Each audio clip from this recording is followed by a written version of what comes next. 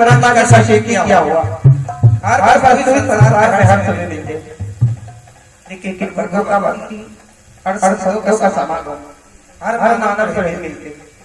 कोई भाग्यशाली मानव है जो सत्संग में आकर भाग लेते हैं प्रभु का गान सुनते हैं सत्संग में आकर बैठ जाना अब परम पर से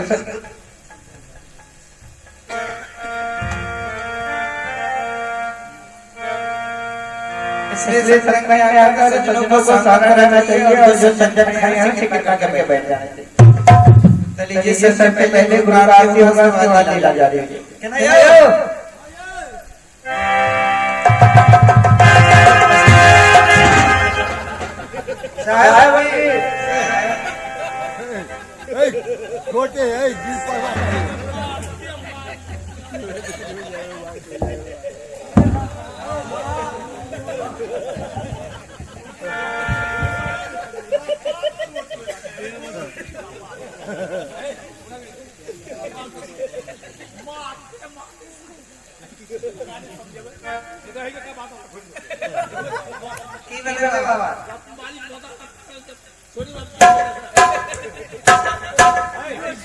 पीछे छाती कहाँ पर बैठे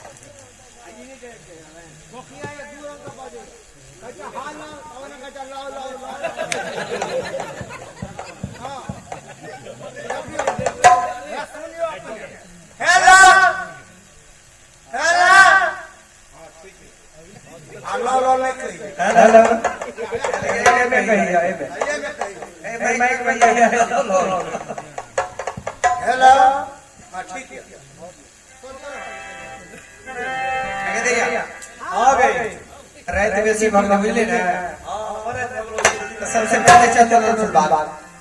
सिक्की के डाली में सुंदर सुंदर फूल छिटके सुंदर दादा को अपना गुरु महाराज का त्याग करो। जब गुरु महाराज खुश हो जाते तो भक्ति बन को भक्ति में ठीक से बहुत जल्दी चलो चल जल्दी चलो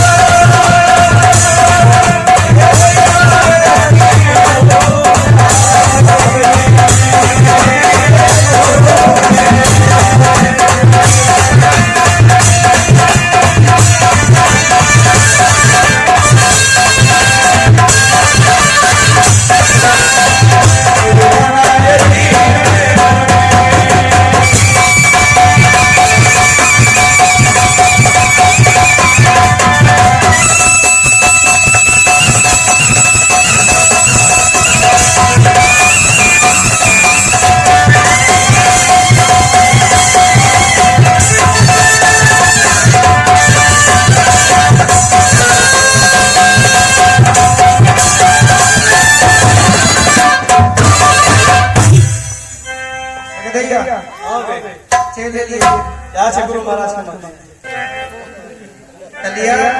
5 मिनट गुरु के आरती है, 2 मिनट और गुरु के नाम ले लिया सब कोई।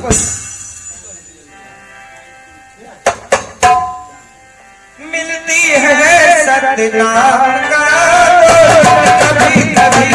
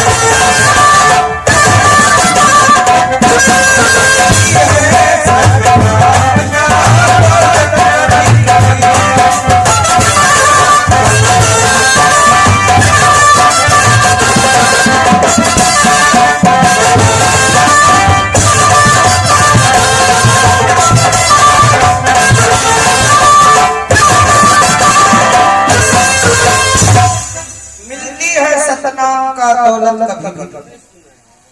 सब दिन नहीं आते हजूरे दरवाजा कहते आए यहाँ सब तो मौका मिला ले सतनाम के धुन सुनने के लिए, गावैयो के मौका मिला ले, सब के हाथ से ताली बजा के भगवान के नाम ले लिए गुरु महाराज सब कोई ताली बजा। बुरे आदमी से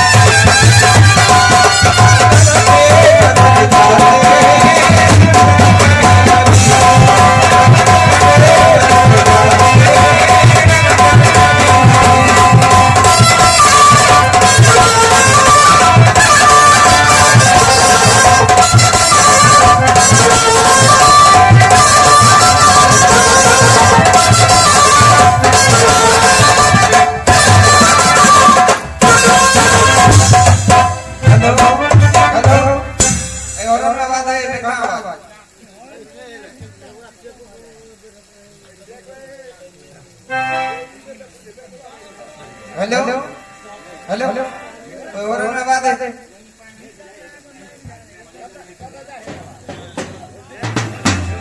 hello hello hello hello hello ठीक है जा रहा बाप की चरणों में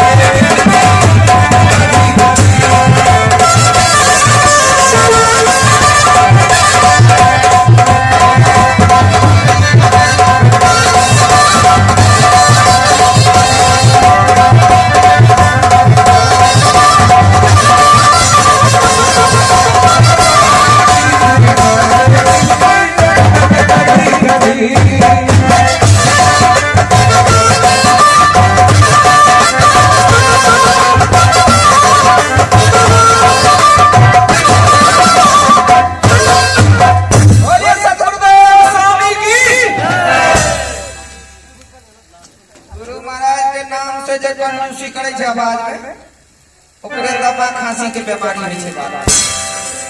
ते द्वारे बुलंद आवाज में लगाओ बोलिए अपने अपने माता पिता की हरिपुर बस्ती की विश्वकर्मा बाबा की माइक वाला का माइक भात हट जाओ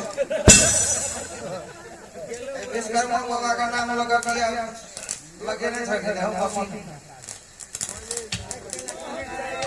मक्के के लावा मक्के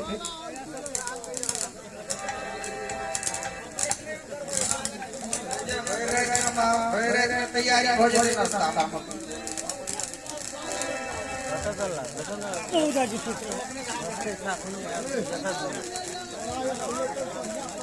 हेलो चलिए 5 मिनट गुरु की आरती है सब कोई आरती में भाग ले 10 5 50 25 चढ़े वो पर बेने के ठीक मान नहीं देगा अभी सब जगह तो फले पर अब बनगी जरूर करो अगारी में थालो पंछी ओई साइड गलिया बनगी करो